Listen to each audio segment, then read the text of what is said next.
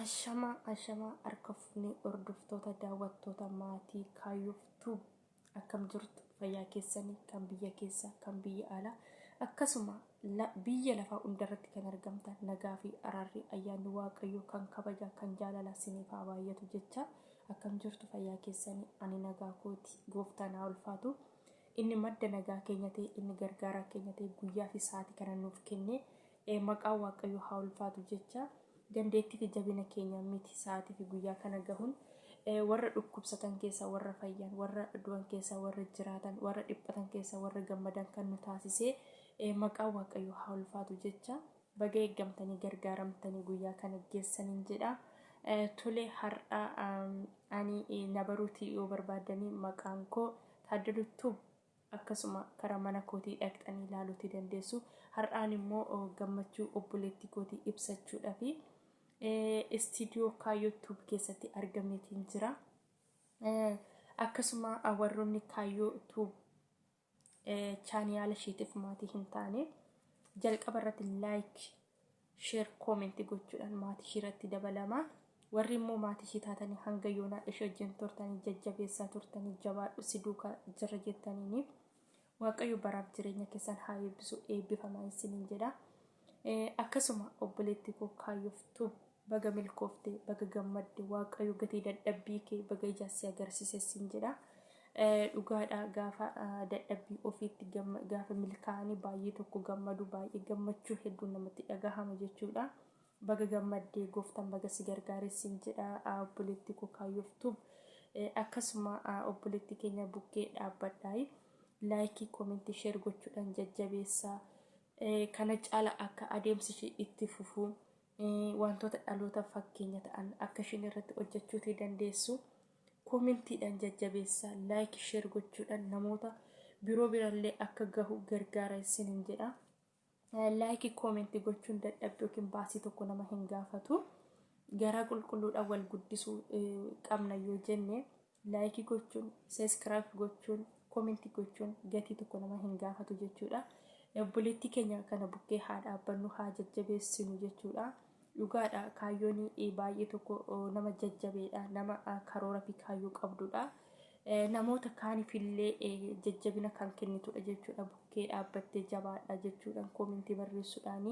yeroo liivii seenan bukkee dhaabbachuudhaan gubbaarratti illee baatee waan adda addaa haasoftee jajjabeessuudhaan nama jajjabeessuu irratti beekamtudha waaqayyo baraaf jireenya kee haa eebbisu hubannaaf ogummaa kana caalu siif haa dabaluutiin jedha jabaadhu wantoota dhalootaaf fakkeenya ta'an akka hojjettu abdiitii qabna kun jalqaba malee xumura miti jechuudha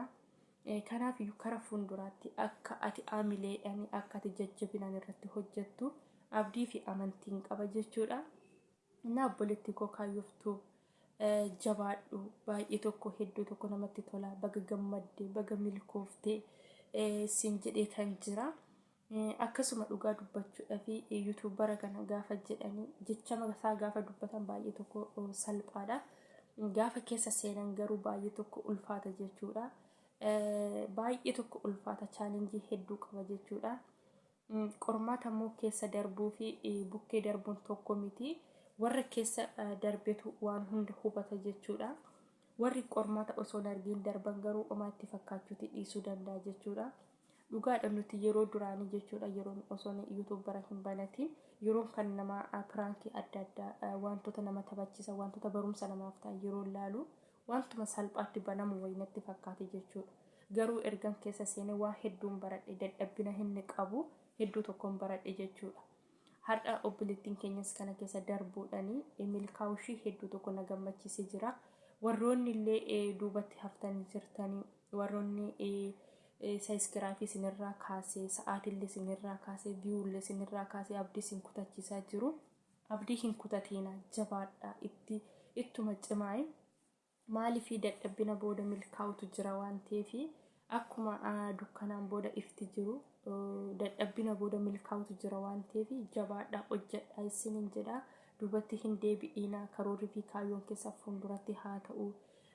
wanti waaqayyo jedhamu enuma raawwatama jechuudha wanti fedhaa fi jaalala Kiristoos ta'e enuma galma gaha Kanaafiyyuu jabaadhaa warroonni illee ganaa yuutuubara banachuudhaaf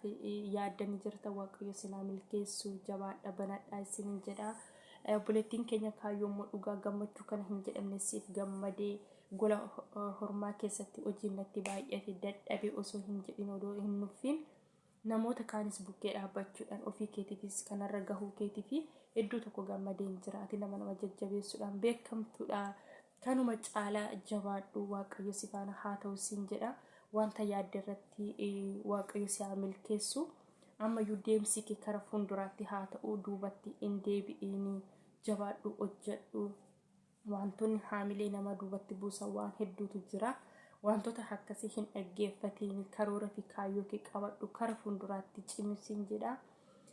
Kanaafiyyuu adaraa keessanii kan biyya keessa kan biyya alaa odoon jedhanii irra deebi'eetan sinitti himaa. Laayikii, koomentii, sabiskiraaybii gochuudhaan obboleettii keenya kaayyoof